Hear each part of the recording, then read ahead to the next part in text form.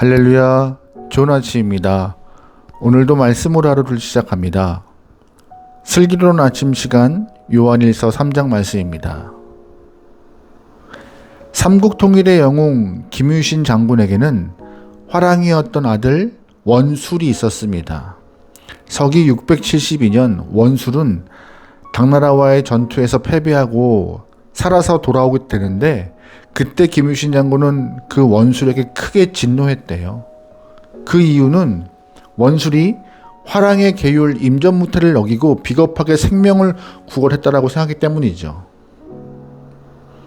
급기야 김유신 장군은 왕에게 가서 아들을 차명해달라고 건의할 만큼 크게 진노했다고 합니다. 그러나 왕의 사면으로 원술은 목숨을 건졌지만 아버지 김유신은 죽을 때까지 아들을 보지 않았다고 합니다. 원술은 이후 뼈를 깎는 각성을 통해 다시 전쟁터에 나가 죽기를 각오하고 싸워서 큰 공을 세웁니다. 이렇듯 명문 가문에는요, 그 집안만의 엄격한 가풍이 있는데 그 가문의 자녀들은 가문의 이름과 가풍을 지켜내야 될 책임과 의무를 동시에 갖고 태어나는 것입니다. 우리는 영적으로 하나님의 가문에 속한 하나님의 자녀들입니다. 하나님은 자녀된 우리에게 세상과는 다른 하늘의 가풍을 요구하세요. 그래서 오늘 사도 요한은 하나님의 자녀가 과연 어떠한 정체성, 어떤 하늘의 가풍을 가지고 무엇을 지키며 살아야 하는지 우리에게 말하고 있습니다. 먼저 사도 요한이 말하고 있는 하나님 자녀의 정체성, 하나님 자녀가 가져야 될 하늘의 가풍은 죄를 멀리하고 하나님 중심의 삶을 살아야 한다는 것이었습니다. 1절 말씀이에요. 보라, 아버지께서 어떠한 사랑을 우리에게 베푸사 하나님의 자녀라 일컬음을 받게 하셨는가. 우리가 그러하도다. 그러므로 세상이 우리를 알지 못함은 그를 알지 못함이라. 아멘. 우리가 하나님을 아빠, 아버지라고 부릅니다. 하지만 이것은 단순한 호칭이 아니라 우리의 정체성이 하나님과 예수님과 우리가 한 가족이 되었다라는 엄청난 선언과 같은 거예요. 이제 가족이 되었다면 그 가문의 법도를 따라야 하는데 그럼 하나님 가문의 법도는 무엇일까요? 그 법도의 핵심은 죄를 멀리하는 것입니다. 4절 말씀이에요. 죄를 짓는 자마다 불법을 행하나니 죄는 불법이라. 아멘. 4절에서 죄를 불법이라 표현하고 있는데 그럼 죄가 무엇일까요? 흔히 죄라고 말하면 윤리적인 잘못을 떠올리지만 성경이 말하고 있는 본질적인 죄는 자기 중심성입니다. 하나님을 내 인생의 중심에서 밀어내고 내가 주인이 되어 사는 것이 죄이고 불법이라고 성경은 말하고 있는 것이에요. 이 자기중심성이 바로 아담과 하와가 에덴에서 범했던 죄의 본질인 것이고요.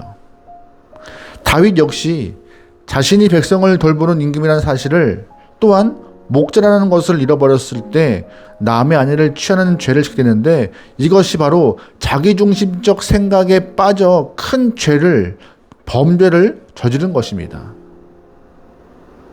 여러분의 삶은 누가 인생의 핸들을 쥐고 있습니까? 하나님을 벗어나 내 마음대로 살고 있다면 그것은 하나님의 자녀라는 이름에 걸맞지 않은 모습입니다. 그래서 요한은 죄를 짓는 자마다 마귀에게 속한 자라고 엄히 경고하고 있어요.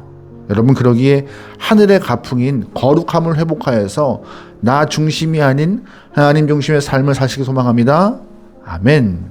둘째로 사도 요한이 말하고 있는 하나님 자녀의 정체성, 하나님의 자녀가 가져야 될 하늘의 가풍은 바로 회색지대가 없어야 한다는 것입니다. 8절이에요. 죄를 짓는 자는 마귀에게 속하나니 마귀는 처음부터 범죄함이라. 하나님의 아들이 나타나신 것은 마귀의 일을 멸하려 하심이라. 아멘. 요한의 메시지는 매우 단호합니다. 8절을 보면은요, 죄를 짓는 자는 마귀에게 속했다라고 말해요. 중간지대나 회색지대가 없습니다. 하나님의 자녀 아니면 마귀의 자식입니다. 세상에서는 적당히 타협하며 양다리를 걸치고 사는 것을 지혜라고 말하지만 하나님 보시기에 그것은 불가능한 일입니다. 마태복음 25장의 비유처럼 마지막 때 주님은요, 양과 염소를 정확히 가르실 것입니다. 우리가 하나님의 말씀을 잘 지켜 행하며 죄를 멀리할 때 우리는 하나님의 자녀로 증명되는 것이에요.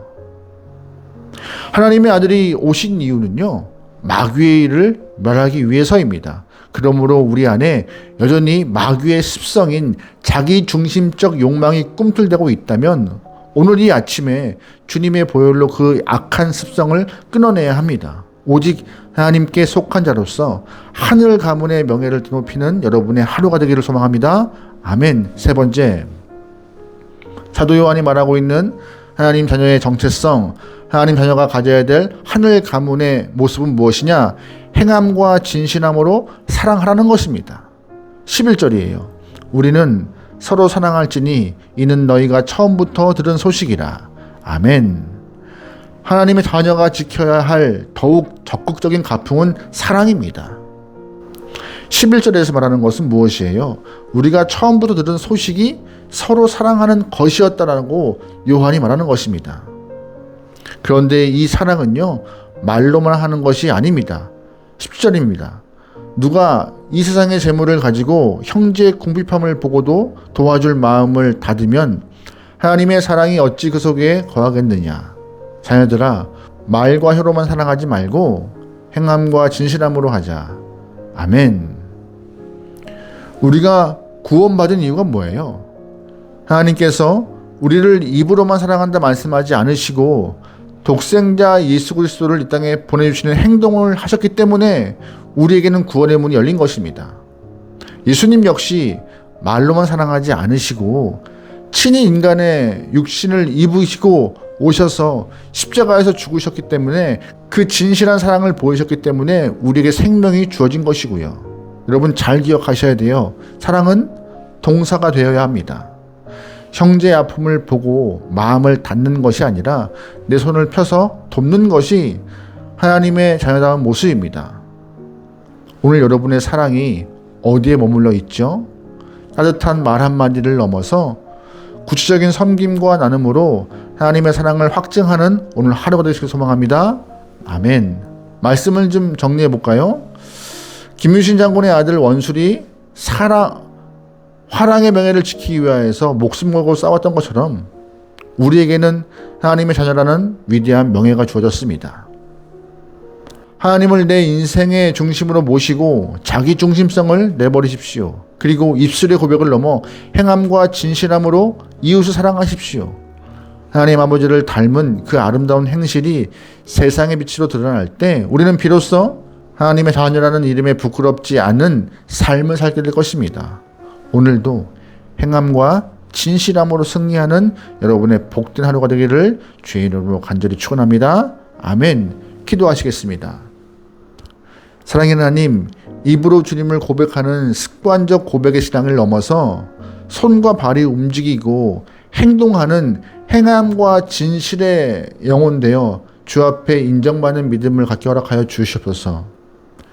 하나님 자녀로서 이름값 하게 허락하시고 어디서나 주의 사랑을 증거하고 복음을 드러낼 수 있는 아름다운 영혼 되도록 우리의 시간을 주장하여 주시옵소서. 맡기오며 예수님의 이름으로 기도합니다. 아멘.